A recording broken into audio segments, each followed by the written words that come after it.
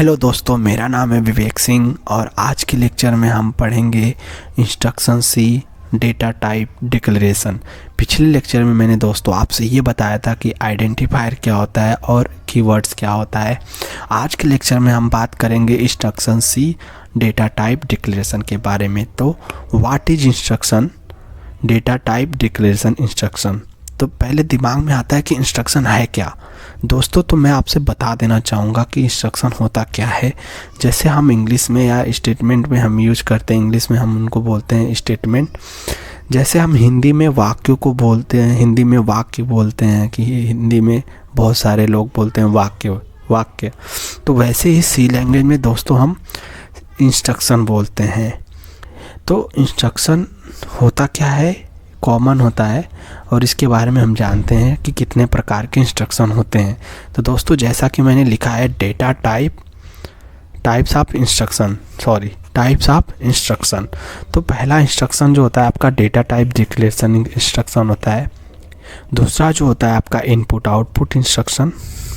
तीसरा जो होता है आपका अर्थमेटिक इंस्ट्रक्शन और चौथा आपका होता है कंट्रोल इंस्ट्रक्शन। डेटा टाइप, मैंने डेटा टाइप को कुछ इस प्रकार लिखा है कि डेटा टाइप कुल 5 प्रकार के होते हैं। क्या कौन कौन सा होता है? इंटीजर, जैसा मैंने लिखा है, character, float, double, white. Keywords हैं और भी ऐसे शब्द जो कीवर्ड्स और डेटा टाइप दोनों हों।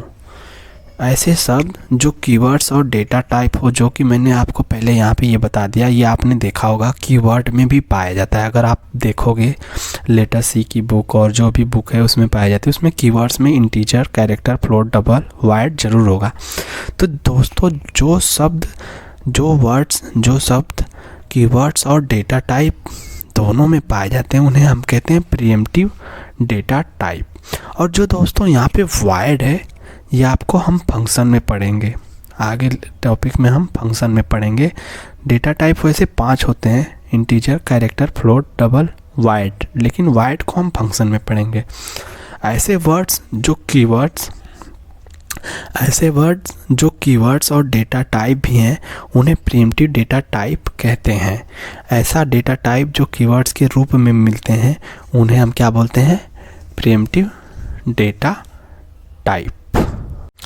डिक्लेरेशन स्टेटमेंट की बात करते हैं कि होता क्या है कि डेटा टाइप डिक्लेयर इंस्ट्रक्शन जो भी होता है उसके द्वारा हम क्या बनाते हैं?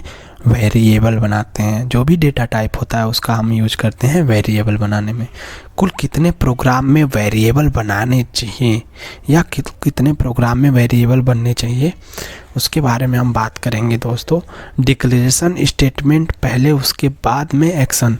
पहले हम क्या होता है कि डिक्लेरेशन स्टेटमेंट होता है और उसके बाद में होता है एक्शन स्टेटमेंट। इसके बारे में हम आगे आपको बताएंगे। जैसे मैंने डिक्लेरेशन स्टेटमेंट में देखो लिखा है इंट a, b।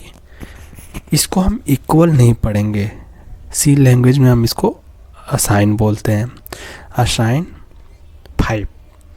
तो दोस्तों जो यहाँ पे इंट a है, b है, लेकिन यहाँ पे b असाइन 5 है, तो यहाँ पे b का क्या होगा?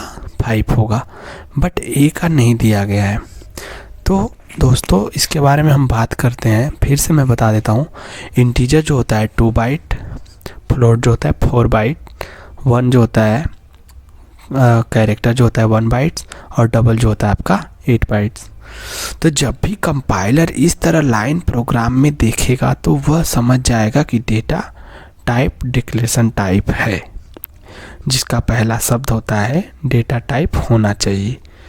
तो दोस्तों वेरिएबल मेमोरी एलोकेशन में दिए गए नाम हैं जहाँ पर अपने डेटा को हम स्टोर करेंगे। असाइन, इसे हम असाइनमेंट ऑपरेटर भी कहते हैं। इसको हम क्या बोलते हैं? Assignment operator. तो यहाँ पे कुल कितने वेरिएबल हैं? 1 2 3 4 5 6। तो यहाँ पे टोटल कितने वेरिएबल हैं? 6। तो दोस्तों आज के लेक्चर में बस इतना ही। और अगर आपको समझ में नहीं आया हो तो आप कमेंट बॉक्स में आप मुझे मैसेज कर सकते हैं। धन्यवाद।